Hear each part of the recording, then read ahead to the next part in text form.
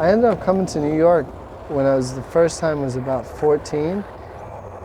I liked it. Like, you got up here and you could do whatever. Like, the funnest thing is when you see someone that's amazing skateboarder from California and you take them and you push straight down 14th Street all the way across Manhattan, and at the end of it they're like, I don't see how you guys fucking do this shit. And you're like, what, dude? Let's go to Midtown. Like, it's awesome. There's nowhere else like it in the US. Hi, welcome back to the show. This episode, we followed Billy Rohan around. Billy's originally from Florida, but he moved to New York and has since become sort of a fixture in the New York skate scene. I don't know, we just had him show us around a little bit, show us like where the spots are and stuff, and just talked about skateboarding.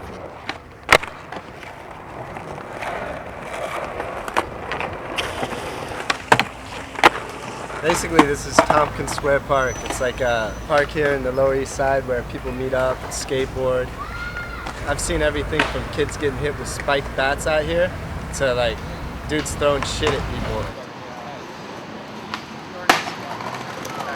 Basically, it's the craziest place I've ever seen as far as what random shit can happen here on a day-to-day basis.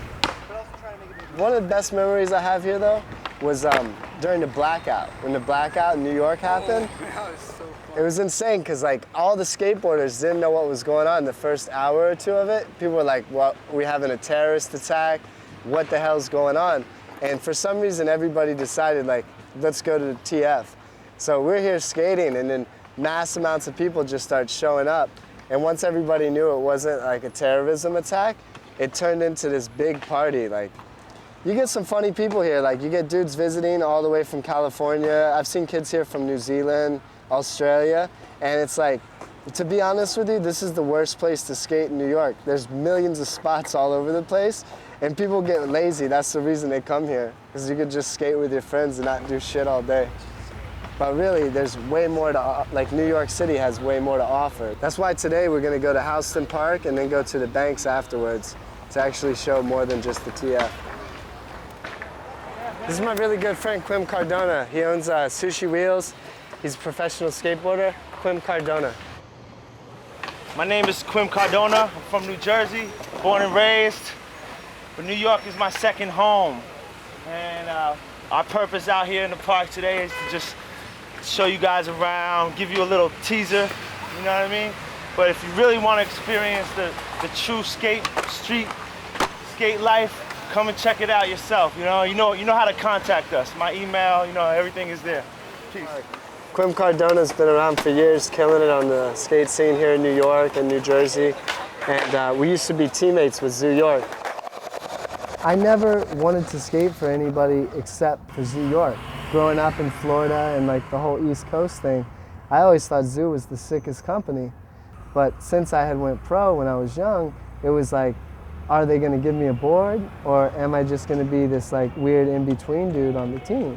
And I was left on the table like, hey, are we gonna give this guy a board? Is he gonna be selling boards like the Gons? It's like saying, hey, is my friend's garage band that's sick gonna be the new Beatles? You can't just ask that question. Like, there's one Gons and then there's everybody else. I don't feel bitter towards anybody, really. I mean, I'm upset at myself for decisions that I made in the past. You know, like, we all have problems, and a problem for me is like, I can't drink, I can't go and get fucked up like everybody else because it affects me differently. Yeah, once it was a rumor that he was drunk in London and got accosted by the cops, and to prove he wasn't drunk, he jumped on the hood of their car and did a backflip off of it, and they arrested him. And that's what led to his mental demise. I was like, nah, I'm not drunk, and I ran up the car and did a backflip, and it didn't fly well. So they put me right into a mental hospital, which was fucked up. Like, they put me on medications in there that I wouldn't want my worst enemy to have to take it. But it was a fucked up place, and you don't know when you're gonna get out. If nobody spoke English. I made a mistake, Nobody's perfect. So I didn't mess around for about 5 years, and that's when everything worked back out with skateboarding and with Zoo York, coming up to New York filming. Everything was all good. And then as soon as my friend Harold Hunter died, that set it off. And it hurt, dude, so bad. Like, I tried to play it like it was all cool, but I ended up going home and I hadn't drank in 5 years, and I just bought a bunch of wine and just got fucked up.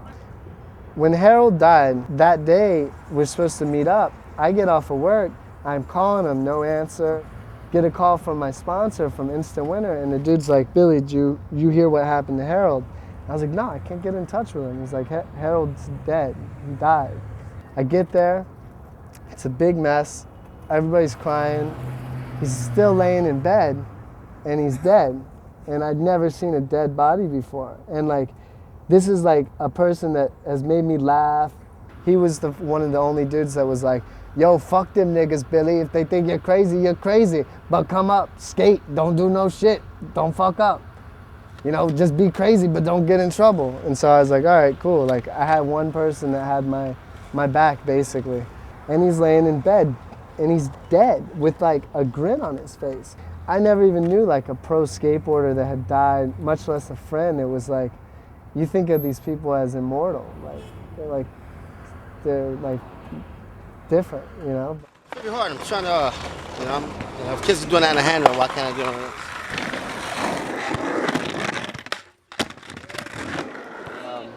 It just got to me after Harold died, and like, now I feel better about it. I know he's in a better place, but yeah, it was like I hadn't drank in years, and I knew what happens when I drink. Like, I end up getting in trouble and shit's all fucked up. I can't forget that skateboarding is what I do. It's like, it's my all, you know? That's what makes me have fun in this world. Fuck all this bullshit. Yeah, let's go skate the banks.